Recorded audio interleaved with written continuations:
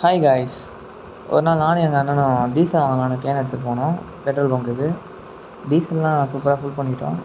அதில் ஒரு ஃபன் என்னென்னா, கேன் ஒரு ஃபால்ட் ஆகி போச்சு. கேன் ஓட்டையாக வந்து நாங்கள் செக் பண்ணாமே வந்துட்டோம். அது தெரியாமல் வண்டியை ஓட்டிகிட்டு போனால் ஒரு 2 லிட்டர் வேஸ்ட் பண்ணியிருப்போம்.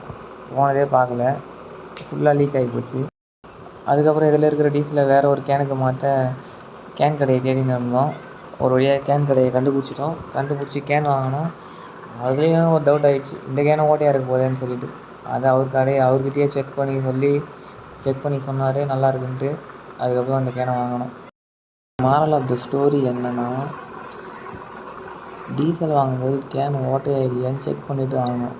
அப்படி வாங்கலைன்னா டீசலை ரோடுக்கு தானம் பண்ணுற மாதிரி ஆகிடும். ஓகேவா காய்ஸ்? இந்த வீடியோ உங்களுக்கு பிடிச்சிருந்தா லைக் பண்ணுங்கள், சப்ஸ்கிரைப் பண்ணுங்கள், அப்புறம் கமெண்ட் பண்ணுங்கள்.